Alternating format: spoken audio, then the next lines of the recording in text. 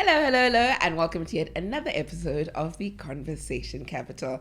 Voice of Reason, Ubonga. But you know there are days where you come looking like a bride. Do you plan to be on camera today? No. Really? No. One briber, guys. Because people are asking to see you. And I'm always like, I don't know. They must go back. I don't know. There's 2 episodes where I appear. How are you? I'm great. I'm good. Tired though. All these short weeks with the long weekends and stuff. They've been, by the time this airs, it will be quite late. But yeah, these short weeks have been making, I think they're kind of useless, these long weekends. In the sense that you have to now cram everything you would do in 5 days and 4 days. It's not like the work goes away. It doesn't go away, but definitely most people need it. That's why our roads get so packed. Give, how are you doing? Are you mic'd up? No, he's not. You're not mic'd up? Okay, Yeah. but are we sounding good back there? Awesome. So my name's Ursula Mariani and I'm the host of the Conversation Capital. And today's episode is another one that I know is going to leave us feeling, our hearts are going to be and I'm very grateful for people that allow themselves to be vulnerable enough on a platform and share their story with us. For a long time, we've been wanting to do children with either special needs and parenting children with special needs, Yes. but we've struggled. So even though we know individuals, but getting them to come and share their story has been quite difficult, and I understand it. So when you ask and somebody says no, we understand it. But Sibongile has said, I will come. She has adhered the call, and we say thank you. Hi, Sibongile. How are you? Hi, Ursula and Bonga and Given.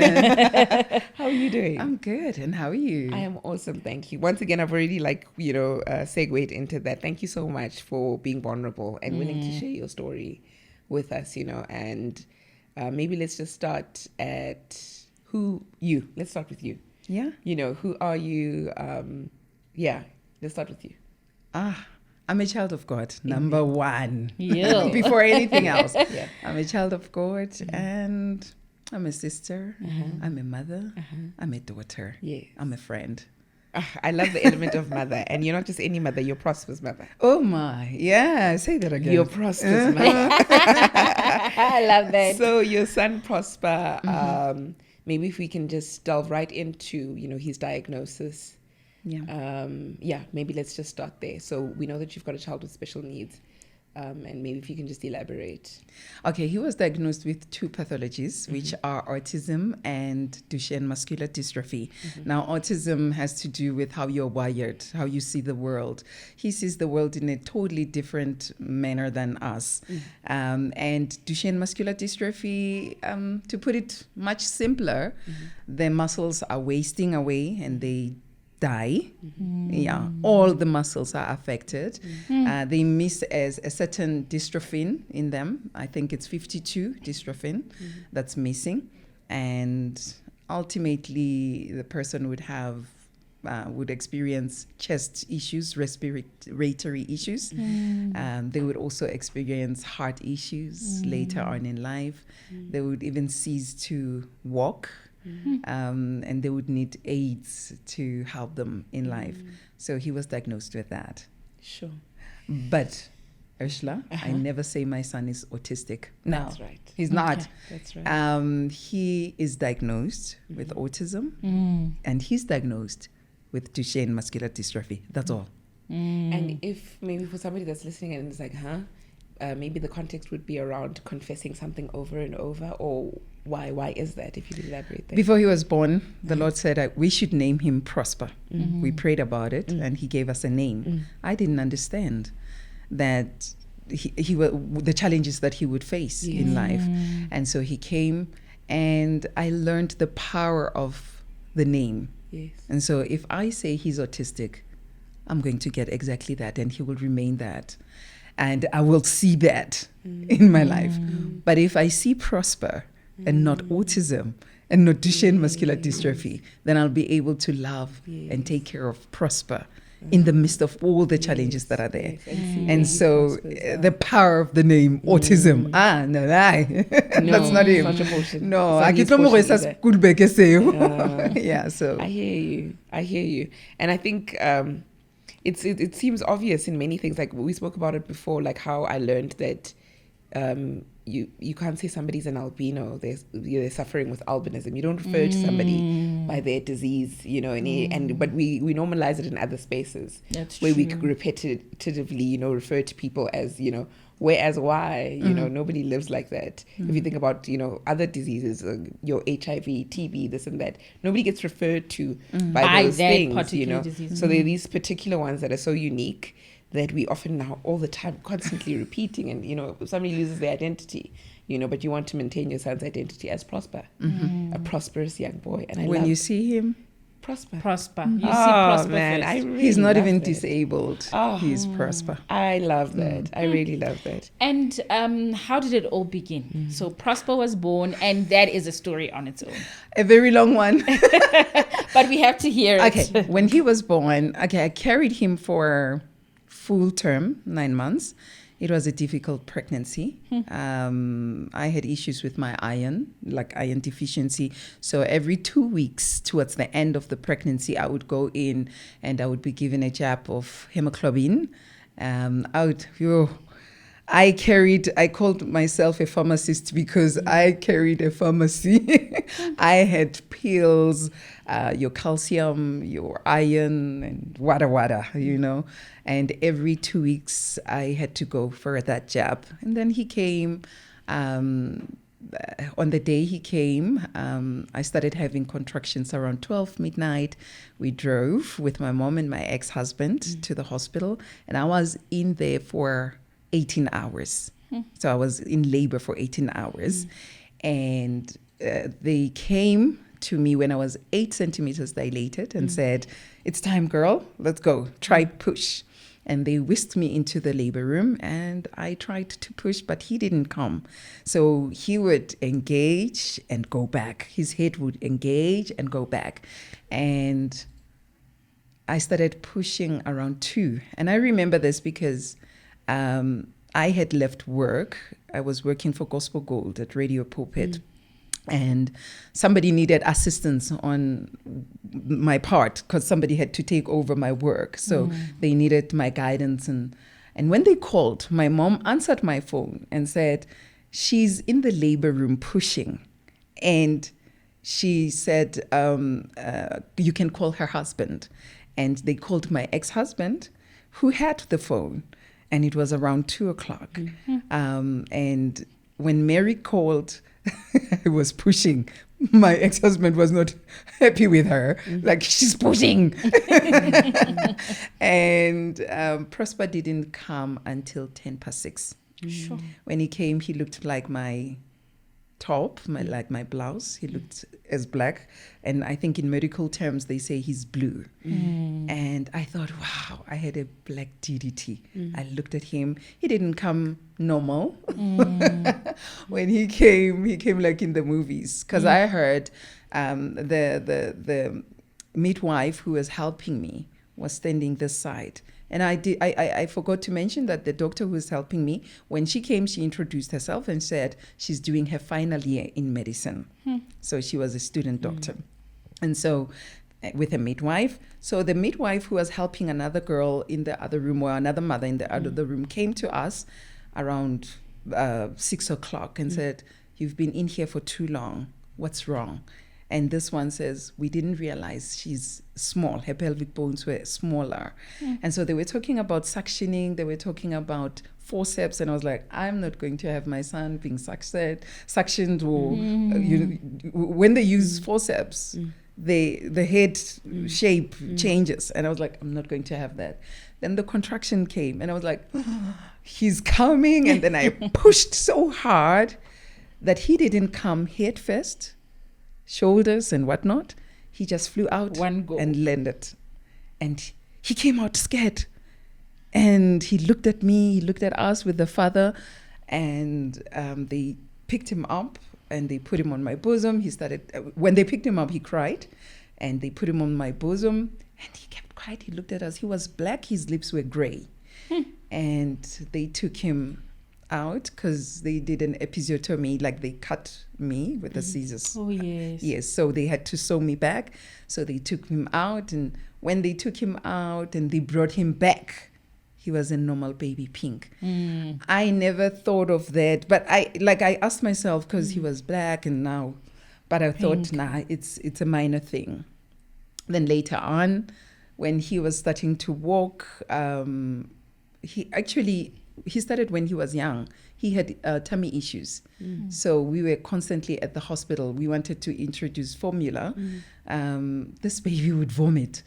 And I would call our family doctor. I would call my relatives who are nurses, and they would say, a baby shouldn't vomit when they are even 1 year old. If they vomit, you go to the hospital. So I would constantly be at the hospital, and I was told to exclusively breastfeed. So I exclusively breastfed him for 6 months. When we introduced the solids, he couldn't take your normal porridge like other babies, your normal Nestums and other brands, baby brands. He was put on something made with rice. Something that I saw for the first time. And with the milks, we changed him from one formula to another, until we ended up with a formula that was made in the pharmacy. I don't even remember the name. It was very expensive. That's all I remember. It was very expensive.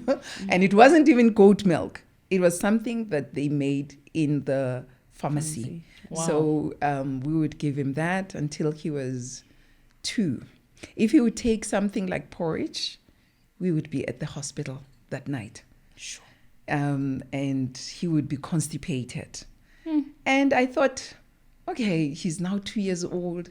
And now... this whole time, I sorry to interject, but yes. This whole time when you're going through this, how are you? How are you coping? What's going on? I'm picking up certain things, because when he was like 1 year, 10 months, he stopped crying. He stopped mumbling a baby language. You know, babies mumble. They talk to us in a certain language, but he didn't. He stopped for a full week. And I was like, something is wrong. I asked the nanny, was he like this during the day? Yeah, he was. Okay, I changed scenario, took him to my mom's house. And I thought there he might come back to me again. When he came back, he was mumbling the language he's mumbling now. When he came back, he was totally different. He was new. And then he struggled to walk. We took him for a vaccine, the baby vaccinations and stuff. So he could walk, but he would only walk when you hold his hand. He could only walk when he was using furniture. Yes, he would grab onto furniture. If you would move the furniture, he sat down. If you were holding his hand, he led the way, and he was very fast, But when you would leave his hand, he sat down. So when we got to the doctor for his jab, the doctor said, this is a weak muscle tone. And why is he not walking? He should be walking by now. So we got home. The doctor said, if he doesn't walk in 2 weeks, bring him back. Then I got home. I'm like, I'm a mother of faith. Prosper, you will walk. We are not going back to the doctor. You're actually going to be running in 2 weeks. Guess what? In 2 weeks, he was running. He was a climber. He would climb onto the sofas and run like here. I was so scared because he was not afraid of danger. But that's one sign of autism. He loved spinning. He would spin and spin and spin. That's one sign of autism. I didn't know. I knew some signs of autism, but I didn't know some other signs. Yeah. He loved playing with the wheels of his cars. He would turn the car upside down. So, and he tried talking. He would wake his uncle up. His name is Fezega, so we call him Fezi. So he would go, Fezi, The aunt is Nozipo. We call her Zizi. He would look at Nozipo and say, Zizi, and point. And so we were like, things are good. But came 3 years. He was not talking. And then took him to a normal general doctor, a GP, and a GP says, no, boys are delayed, don't worry. When he's exactly 3 and he's not talking, bring him back. Then he turned exactly 3 and I brought him back. He says, no, now this is beyond me. It's her laughing throughout the story. Exactly. So I it's like, actually even had to plug my mic in because I know Sibongile. And I heard the question you asked and that she didn't answer it. Okay. So Sibongile, I was okay. thank you. I was okay. Were I you was afraid? Were you worried? Were you trying to think of other things? Were you trying to think of a witch doctor? Or No. did you? There, that's what she's asking. Actually, I thought things were going to get right. I was concerned. I wasn't quite sure how, if it was autism, how was I going to deal with it? But when the doctor said, boys are always delayed, I was like, it will be fine. So when we got there and he's like, no, this is beyond me. I was like, okay, so what now? And at that time, I was losing my marriage. I was losing my jobs. I had a company. I lost my company. I had to go back home. And so he sent us to Kalafong. how old were you at this time? My son was born when I was 30, so I was 33. I was 33. So we went to Kalafong, started a new journey with Kalafong. We saw pediatrician after pediatrician after pediatrician. They kept on sending us back. No, come back, and then no. Until we went to the 7th pediatrician who said, now you're coming for the 7th time. Now you have to see a neurologist. Okay. So they sent us to a neurologist. And the neurologist, when we went in, he wrote down delayed milestone, come back after 3 months. Oh my God. So we went home after 3 months. We went, during the before 3 months, we went to the healing school. We were taught the word of God, how to speak the word in, when you have challenges, like you're sick, so you should For know context, the when word. you say healing school, you mean a Christian healing school? Yes, a Christian healing school. Okay. And then we went back. He was prayed for. We went back. There were certain things that changed at the healing school. Number one, Prosper had a rhythm. He would go to and fro the whole day. And if you disturb that, he would bite you. If you disturb that, he would be hysteric, like he would be crazy. And he would lock you out. He would be in his own world. So I kept on disturbing his world, and I would do things because how I saw the autistic character traits, he started holding on to his uncle's orange T-shirt. And I was like, I work on radio. I spoke to Autism South Africa. I know this. This looks familiar, And then I took the T-shirt away from him. He was angry with me. He opened the wardrobe, found his little orange T-shirt, held on to that one. After about a week, took it away. He held on to an orange toy.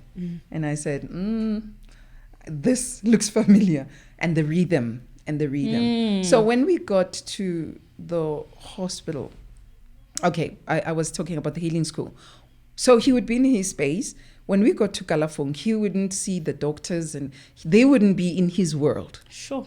Like you could literally see you're not in his world. Yes. So if you force yourself, he would be angry with you. So when we were at the healing school, after he was prayed for, that changed. He saw me. And he was aware of me. He was aware of people around him. And he couldn't jump on his 2 feet like other babies or children would. He started doing that. And I was happy, excited. And we went back to the doctor. When we got there, the doctor threw his pens and whatever that he was writing on, he threw them he was so scared. He was so frightened. How did I miss this? This looks like Duchenne Muscular Dystrophy. He realized when we got there, Prosper's calves were big. That's a sign of Duchenne Muscular Dystrophy. The calves become big, they become a little bit masculine, as though they lift, as though they play rugby. You know, those nice big calves, the rugby calves, he had those. Well, I thought my son he had Cute, a yes. Yeah, well, his father. I can imagine. His father had I'm big sorry, calves. but that's a little funny. It is, though. It is. I agree. But his father had big calves. So I thought he was well shaped. I was like, he's going to look like his dad. I didn't know. Player. But now the calves kept growing. And I wasn't aware that the calves kept growing. One other thing, he was toddling. He walked like a toddler.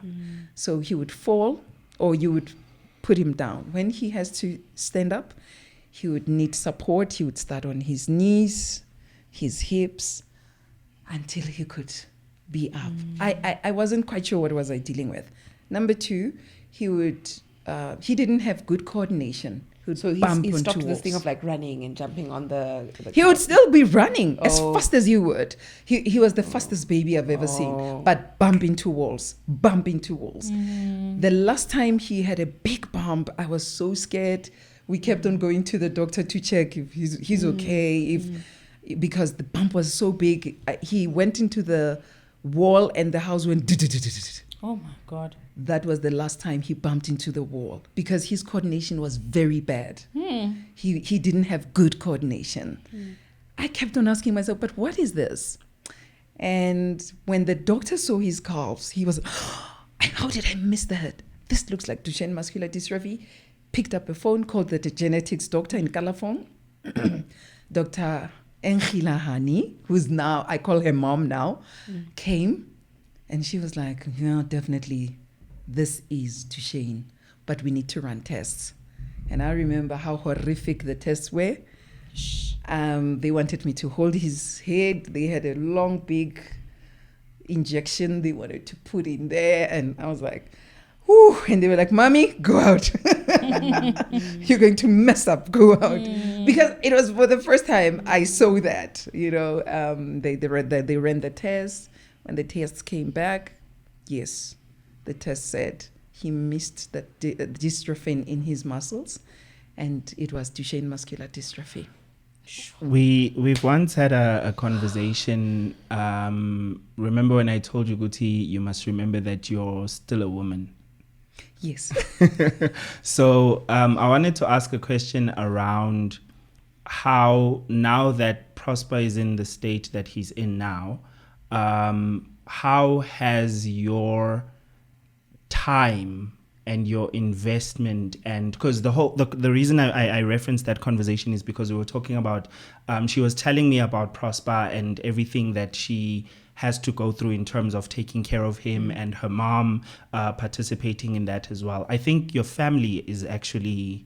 They're so hands-on now. Yes, yeah. So we were talking about, like, where do you find the time to be you? So I was saying to her, because you must remember, as much as you're a mom, because I'm sure you can say it, like, Sibongile is a mom, like 24/7. Even when she's at work, you're like, yo, no, mom. Like, she's such a mom. So we were having this conversation. I remember I said to her, dude, you need to remember that you're still a woman. You're a person. Like, you're a person.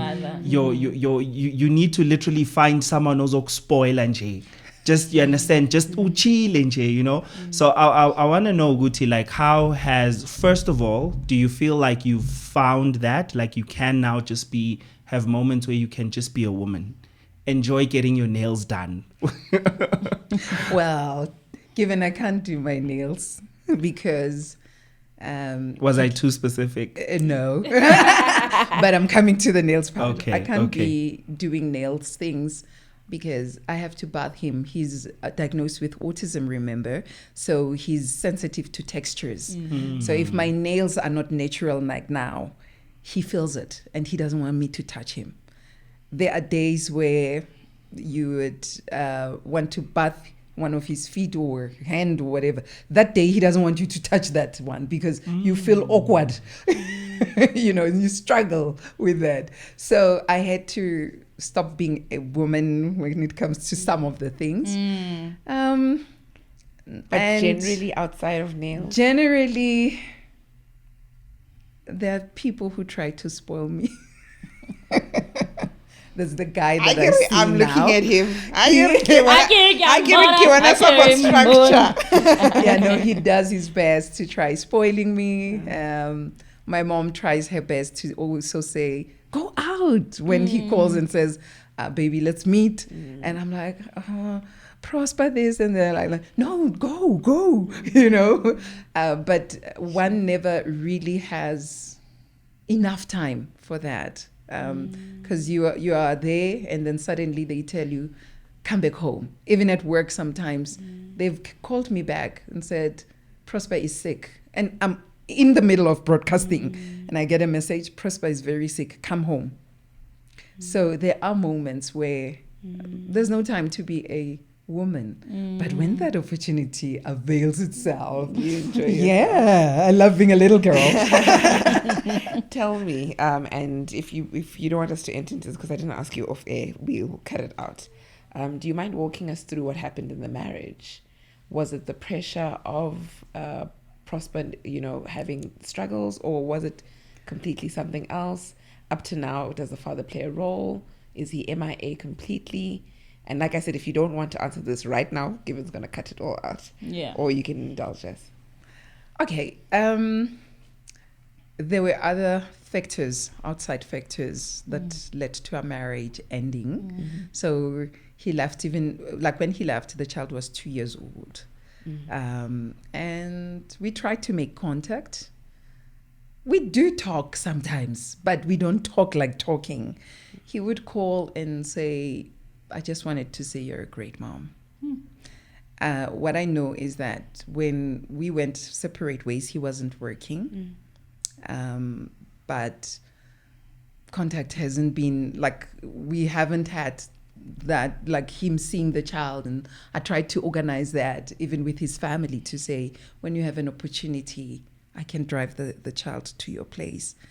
But for some reason, known to them, it hasn't happened.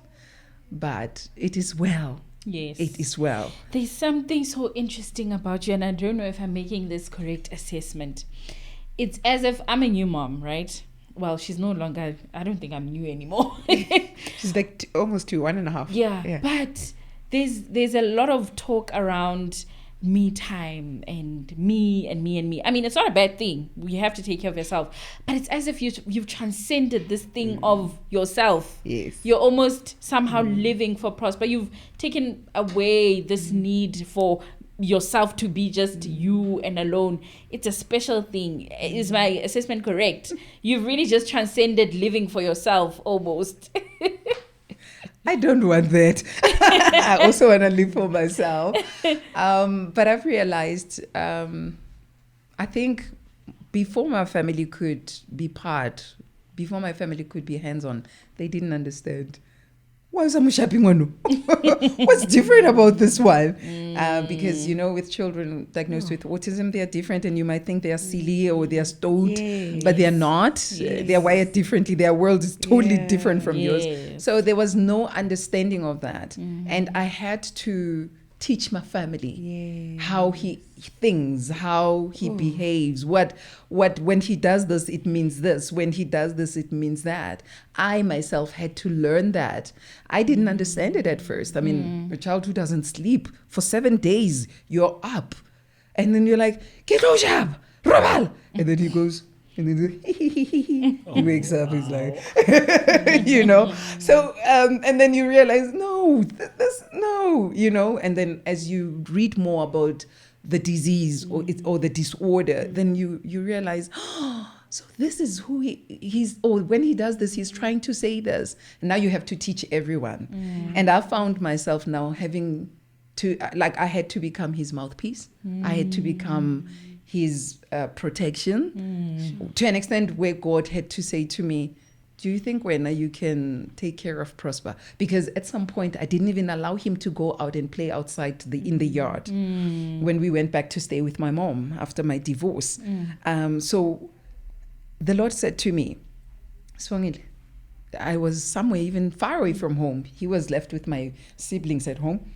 And the Lord asked me, in the car I was alone, and he says, so you think you can take care of Prosper, Wena? And I was like, Hi, Lord, why are you asking me? He says, so you can't even allow him to go outside and play. So you don't trust me. And I repented. And then when we got home, I said, Prosper, I opened the door. Prosper, go outside. Lord, Holy Spirit, there's Prosper. Take care of him. Because I wanted to protect him. Because he would mouth things. He would still taste. He would still. So I wanted to protect him. And this time he's 3, he's 4.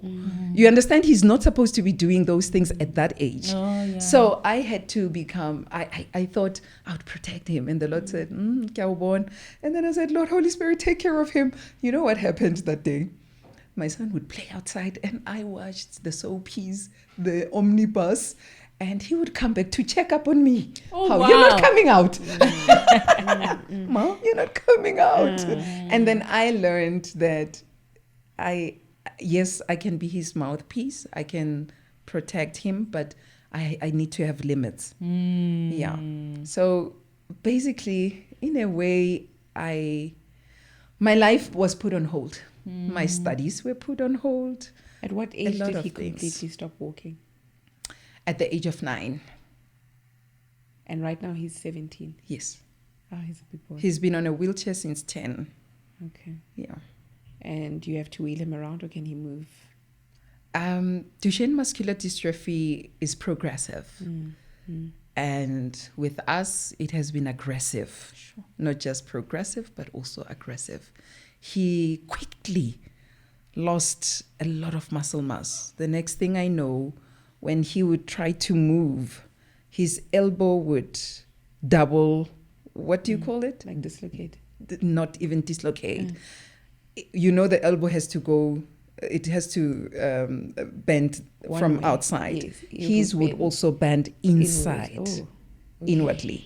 He can sit like your Maasai, your Kung Fu, whatever, but flatter than them. He can have his legs, you know, and his ligaments had to play a part. You know, they had to learn and had to get used to that.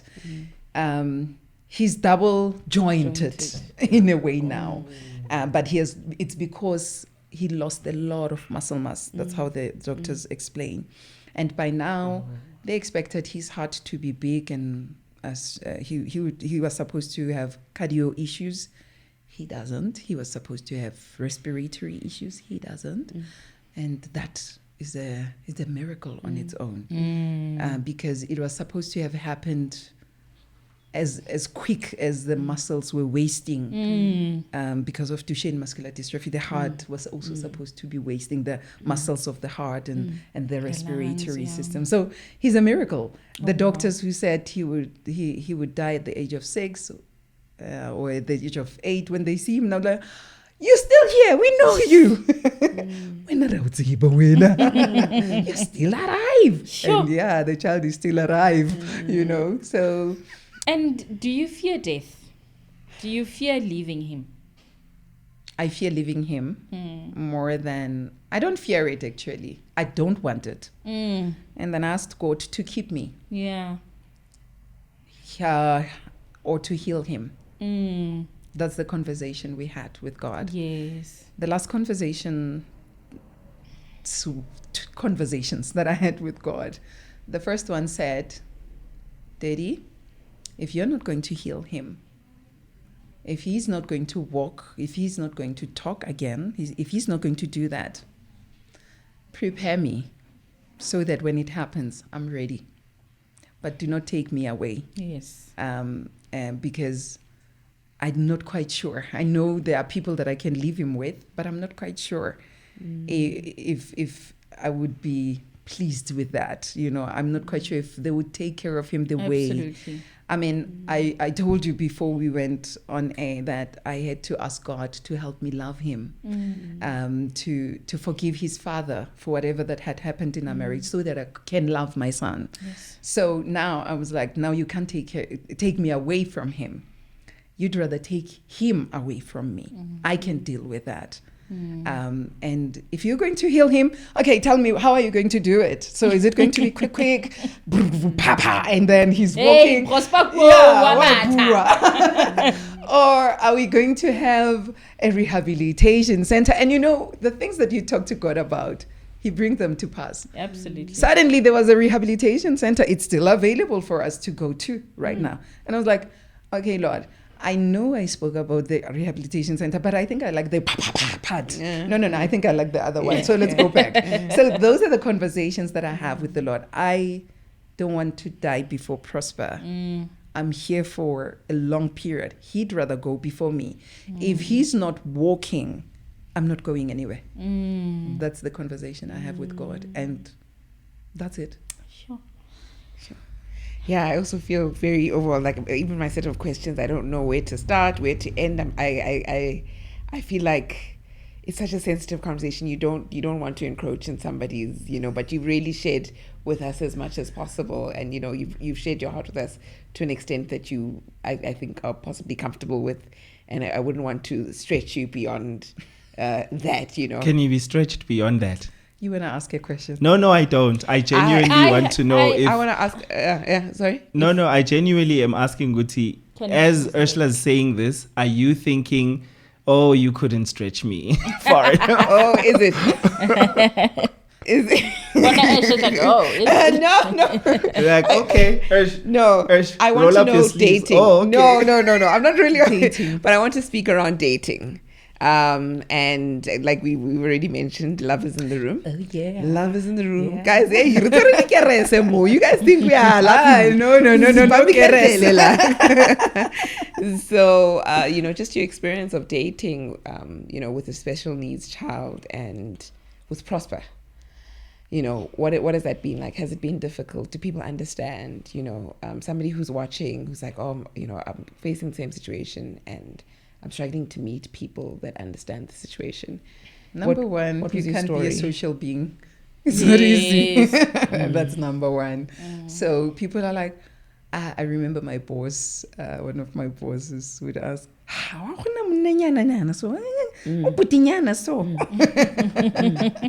and she kept on saying, "We can't grow, man." I'm like, no, there's no man.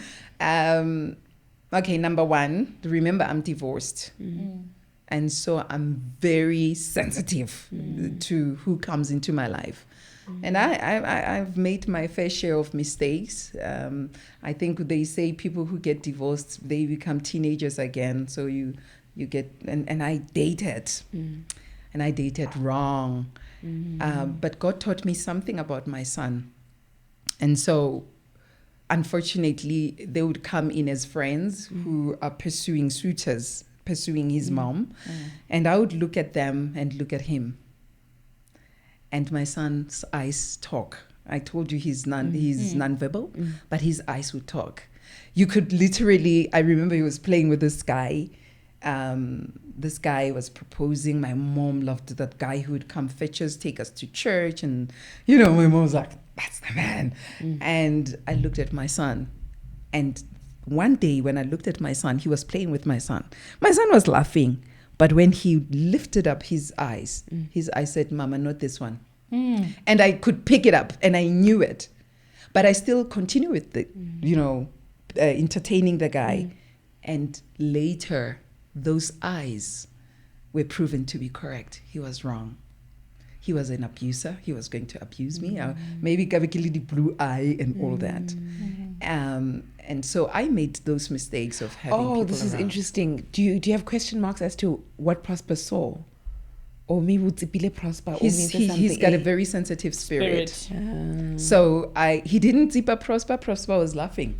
But his eyes said no. And I had learned to listen To your son. to his eyes. And it's been a really long journey. I got divorced in 2011. I only started dating in 2021 seriously. And I wouldn't even call it a dating. It's a serious, steady relationship, where big things are being spoken about in there. And for the first time in my life, I met a man who loves my son, who loves me, who understands. Sometimes he would be like, "Please sleep." Go sleep. He would come to at home. he would work from at home, and I would be so exhausted because Prosper slept at 4. And he would be like, why are you awake? Go to bed. He would come and nurse my son. And the man who loves me.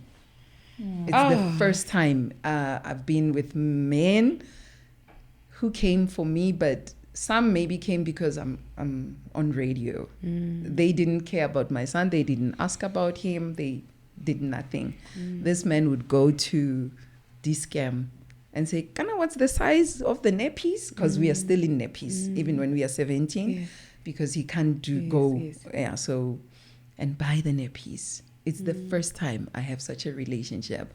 Even when I was married, I was the one taking care of all of us. Yeah. My ex-husband was at school, and he would just abscond from work. So it's the first time in my life I'm loved like that. Taken care of. And I'm a bad lover because I've never experienced that before. And I was still like, huh? All right. Oh. You're that meme when they say someone loves you and then your trauma just comes. Like, what are you doing? So you do admit it's a difficult journey too. It's a difficult journey. And most of the moms who are raising children with special needs, their partners have left. With me, he didn't leave me because of Prosper. He didn't know. I told him later. He had to come for the test. He didn't come. He knows now. And I'm aware that he knows and he sees our son on social media platforms. And because I'm never quiet about it, I'm raising awareness on both autism and Duchenne Muscular Dystrophy. So he's aware. But I'm happy right now. And I have forgiven the father. And the man I'm with right now, we had spoken about when we would get married to say, would you allow the father to come? And we would allow the father to come and see the son. But he, the man I'm with now, said, I'm still going to have some more questions though. That's a protective man. That's a protective man. He's going to dash out and dash in and dash. Because he found Prosper, and Prosper is his now. Yes. He's the father of Prosper. To an extent that he defends Prosper where I'm like, he would defend Prosper with me. You can't put those pictures on Facebook. He's a teenager now. Are you aware that you might be thinking, but he doesn't like this? No. We had to travel as a family. We had a funeral where we would travel 6 hours, 36 minutes. And the family was asking to use my car. And my guy Googled the distance and everything, and he said, baby, I don't think it's good for Prosper to go there.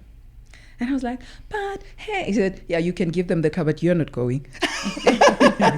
Prosper is not going there. You see. So he's protective. 6 hours in a vehicle. Yeah, no, he can't take an hour. Drive now. We have to stop there and there.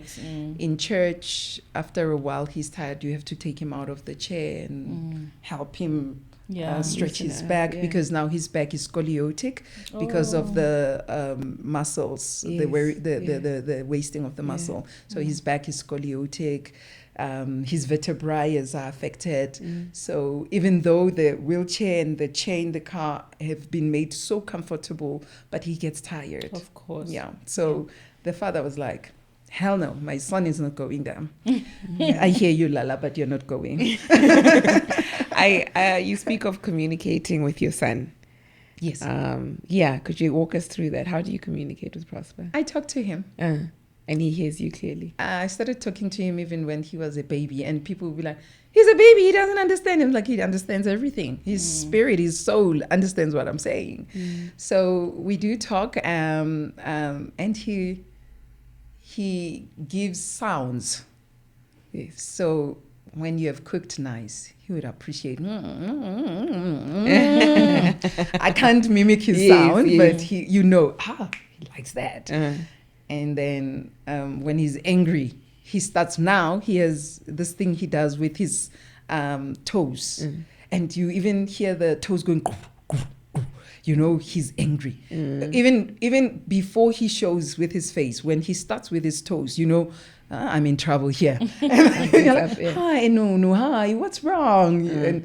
And Prosper gossips with his grandmother a lot because he stays with his grandmother during the day. So I would come in and I would have sweets and whatnot. And he's like, Granny, what's going on with this one? You know, his eyes talk. Yes. So he talks through his eyes. He talks through his sounds. Yeah. Does he have and facial his expressions? actions. A lot of facial expressions, or He does have facial expressions. We had to show him facial expression. When you're angry, you're like, no. You have to show, because children diagnosed with autism can't. They need to be taught that when somebody's like this, they are angry, they are not happy, they're upset, you know. We are happy. So he also does that. Okay. Yeah, and when he starts playing, he uses a thread or something. What do you call it? What do you call it? A wool, a sleep, till sleep, as long as it's long, a ribbon. Like, he loves playing with those. You give him a new one, if he's still holding on to this one, he pushes. So he expresses himself. He expresses himself. Yeah. And the more comfortable, I'm assuming he is around you, then the easier it is for him to express himself. And he himself. doesn't forget faces and voices. When you come in, because he can't sit for long, so we have... we do make him sit, and then we put him on a mattress in the sitting room. So he would be facing that way, and he hears Given's voice. He's like, and he starts, you know, playing with his feet and his hands. You're like, he's excited. When he sees my guy, every time he comes in, he's here. Oh, you're here. And then when he's in the house, he's like, he looks at him, he looks at me, he's like, So he communicates, but you have to learn, as a mother of a child with special needs who's nonverbal, you need to learn his nonverbal cues, what they mean. When he's hungry, he makes the sound. Now you know. But we never allow him to get to that one, because once he gets to that now, the house will be turned upside down. He's angry. Even when I get to the hospital, whenever we go to checkups, I'm like, oh, don't forget, it's Prosper. And they're like, oh, can I Prosper get Duchenne, autism? They're like, oh, yeah. And then I remember the other nurse saying, I remember he can turn the hospital upside down, this one. I know him. So, he communicates. Oh, man. And what has been your experience of society in J when you leave the house with Prosper, when you know? When he was younger, when he had the big calves, before the muscles wasted, because now he's more, like skeleton. Yeah, he's lost a lot of muscle mass. Before that, I remember black, white, colored Indians.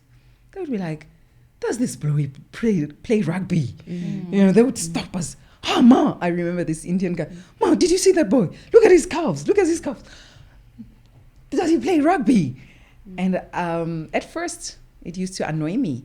And then I said, no, but it's an opportunity of teaching them. So I'd be like, this boy was diagnosed with Duchenne Muscular Dystrophy.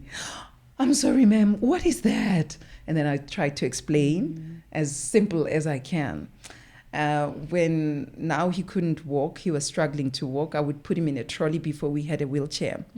And I remember this old woman, we were in Checkers at the foyer, and this old woman said, Ngutu Ekana, you know, this old man, which meant this old man in a trolley. Ngutu Ekana in the trolley. He must be walking. Yeah, and she was shouting. She was standing, you know, a distance away from us. And then I kept quiet, listened to her. And after she did that, and everybody was looking at this Ngutu and the mother pushing, you're spoiling this child. And then I said, yeah, Mama, Ngutu, this old man is in a trolley because he can't walk. Sure. He's diagnosed with Duchenne Muscular Dystrophy and autism. And that old woman started crying. I'm so sorry, I didn't know. I'm like, oh no, don't worry. Now it's about you again. Now we learned like this. So people would be annoyed when he could walk, because of autism, children with autism don't have a sense of danger. So you would be with him here and he would just walk AWOL. You don't even know where. If you don't follow him, he wouldn't come back. You would call his name, he wouldn't respond. Most of them don't respond. He wouldn't respond. He wouldn't respond to his name. He would go. So we would be at the ATM. I would hold him like this and put in the card. And he would fight. And then I'm fighting. and then putting in the pin. And then he would escape. I would drop the bags, look at the bag, the queue. I'm coming back. Chase after him, come back with him. Continue where I've left off. And I remember this guy, Tate George. Now I know him, Tate George. He saw us at one F&B ATM doing all of that. And he said, I was annoyed, this woman, why doesn't she discipline this child? Smack him and then he'll be fine. Little did he know that one day he would sponsor an event to the school where Prosper was going. And he found me there chasing Prosper like I did at the ATM. And he kept on escaping and all of that. And now he was giving a gift and I had won the prize. He was supposed to give it to me. He couldn't. He was in tears. And he all that he could do was point. That woman, I didn't know autism. I didn't know some of the diseases that were mentioned here or disorders. Oh my God. I remember that woman at the ATM, at the F&B. I will never be judgmental again. Yes. So I learned that taking out my son and people seeing him, it's an opportunity to teach them. Even now, I still go out with him.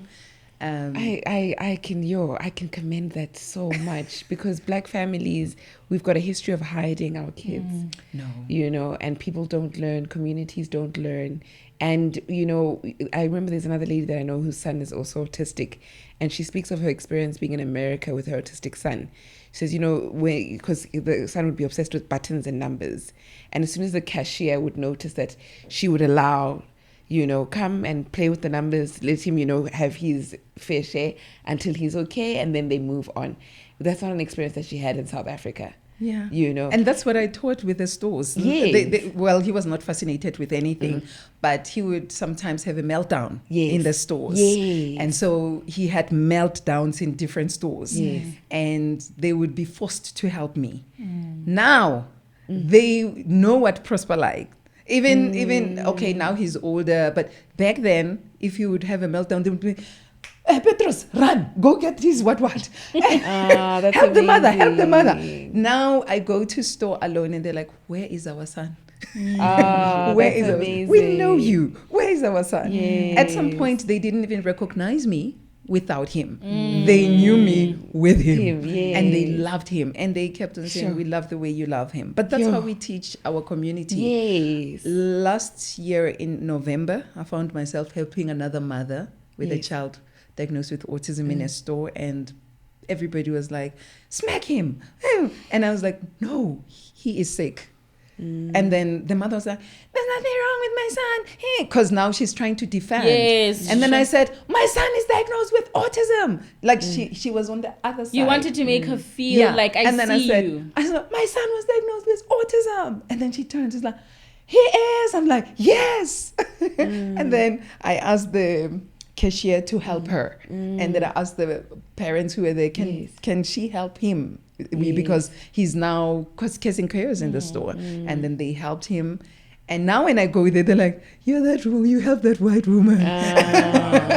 But that's who we are. Yes. And if we don't... I love that. And I love these stories because these stories are when we don't know these things. I don't think people do it out of malice, but people really just don't know. So you're gracious, you're kind, and I can really appreciate that. Thank you. Thank you so much for that. I remember this lady said in America, some lady grabbed her grocery list and ran around doing the groceries on the list while she was dealing with the meltdown of the child. These are things that we don't know how we can help. We just see a baby having... I remember I was in a plane recently with an autistic child, and an old mama comes and says, Gogo's going to hit you now. And she's a gran. She doesn't understand, But everybody else, you could see the newer generation looked at her like, hey, Coco. You don't go up to people saying that. you don't go up to people saying that. And you can, those of us can clearly see that the baby's autistic, And so, but thank you so much, because I think, person by person, story by story, stories like that. Podcast by podcast, we start learning, this is what we can do. Yeah. This is what we can say, And so maybe if maybe this is the last question that we're going to ask, what can we do?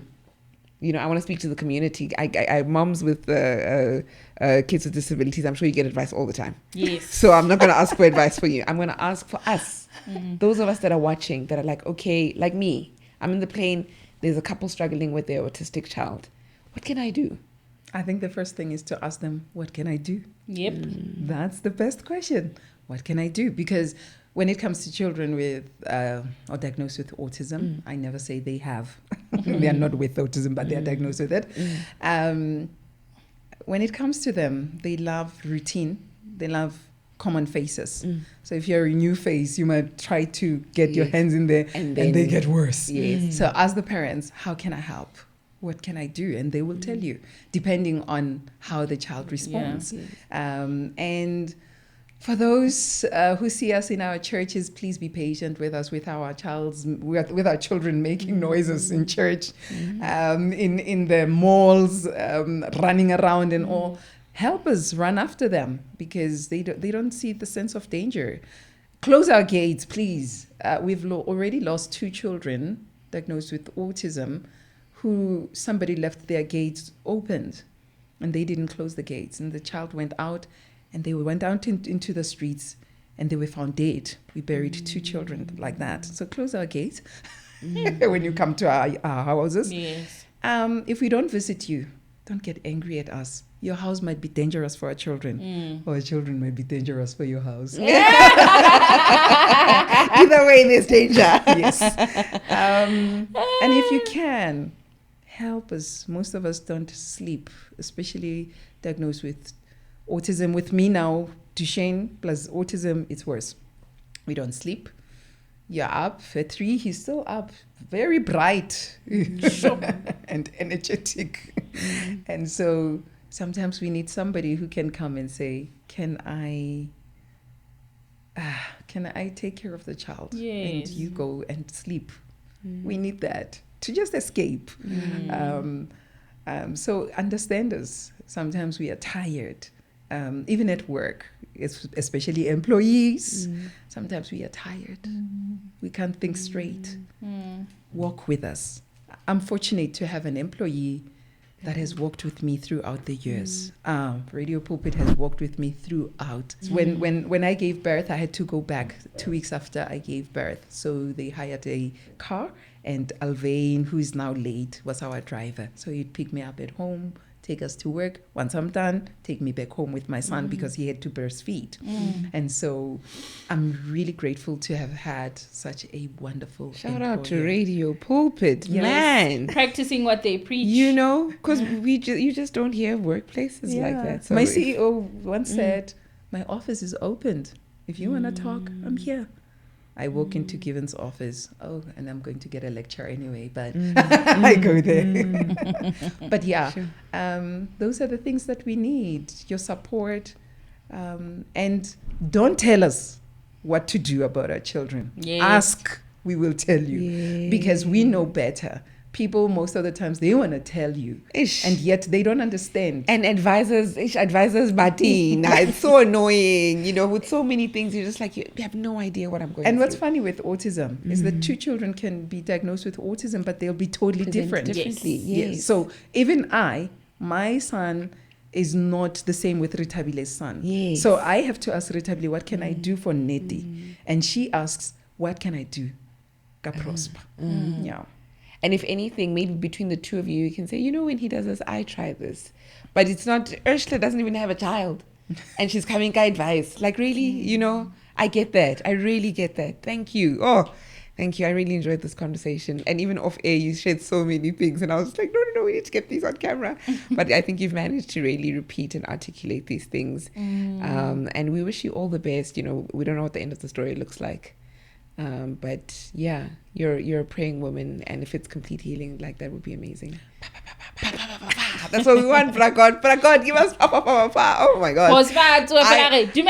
It would be, oh my gosh, yeah, no. But yes, thank you, and God continue to bless you, continue to bless Prosper, continue to bless your mom, your support structure, your family, everybody that's been around you supporting, and everybody that's just had a role, and may He continue to give you more people like that. Yeah. And thank you so much. Hopefully somebody can share this, somebody who's also struggling can share this with their family and say, see guys, this is what I need. This is the kind of support I need. So thank you. I'm sorry, Ursula, I'm going to interrupt your ending of the episode. Are there any resources you would link people to, or you give them to us at the end to say, this is where I found particular support, this is a support group, this is... Or you give them to us, we'll add them in the description box. In terms of resources, I personally don't have. Okay. Like I said, our children are too different. For example, Prosper can hold on to a ball and play with a ball. There's a new doctor who gave him a squeeze ball, and he's like, he needs to play with it from time to time. Prosper is like, he even refuses to bend. And when you give him the ball, he plays on his own terms, and so he's not always responding to everything that others respond to. But I work very closely with Retabile Molapisani, who is the founder of Reach Out SA. So you can go to her website. Okay. There are resources for those Reach children. Out. Yes, as in REACHAUT Reach Out SA. She herself has got 2 boys diagnosed on the spectrum, let me say on the spectrum, and a girl on the spectrum, but the girl is ADHD, the boy is autism. So she has made her own researches. She has the resources in that space that can help those other ones who can hold balls, those other ones who can take instructions, with Prosper, not all instructions. So which ones, and you can even get to what do we call it, a support group, via Reach Out SA as well. Awesome. And it can connect you to other support groups as well. With me, I found myself for many years in support groups, but I was alone with Duchenne Muscular Dystrophy. Nobody understood that. The added layer. At first, I belonged to a group that had minis, Down syndrome. And then we couldn't understand each other. I left that group, then joined Reach Out SA. We met at autism level. Yes. And now for the first time this year, after about how many years, I met a mom with a son diagnosed with Duchenne Muscular Dystrophy. But when Prosper was diagnosed, he made the 0.3% of children diagnosed with 2 in the whole world. So that's why it was hard to find your community, those who are diagnosed with 2, with Duchenne and autism. So for the first time, I met one with Duchenne. Now we understand each other with Duchenne, where others don't understand. But you need a support group. And I'm fortunate to have a great support structure at home. My mom, that woman. She takes care of my son now. I'm here with you guys. I'm relaxed. Yeah.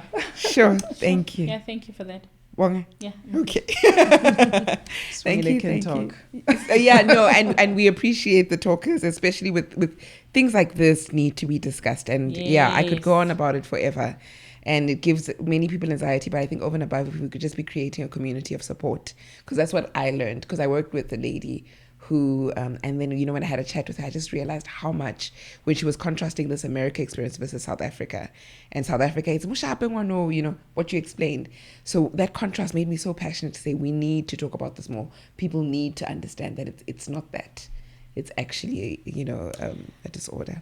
And, this made me think about even if a child, maybe the parent hasn't said the baby's on a spectrum, but maybe just think deeply before you intervene, before you suggest the spanking, before you suggest it could be so many reasons a child is behaving a particular way. So interrogate before you say, hey, maybe o hloka ho mo shapa kapo you're a bit too soft on the child. Yes. Any action we take to a baby, maybe, or a child, maybe there's a deeper issue, and we should think before we say mo shape, or hey wanna wa sokodisa, hey wanna And like you know, we mentioned earlier, even things like saying, oh, he's autistic. Like, what if the mom doesn't want that reference on there? You know, there's so many things that we need to really try just to lead with kindness and love. We are sensitive. And yes, yeah, we all need sensitivity training. But these episodes, things like this, you know, we're trying our best. Anyway, that was today's episode of the Conversation Capital. I'd love to hear from you. If you're a mom struggling, if you're a mom not struggling, like Sibongile is not struggling. She's a warrior who's been soldiering through. And, you know, like success stories, you know, share with us. If you're saying, oh, actually, my child, my brother, my sister falls in the 0.3%, and let me tell you my story. We would love to hear those stories. And please share them in the comment section. For now, though, that was today's episode of the Conversation Capital. Goodbye and God bless.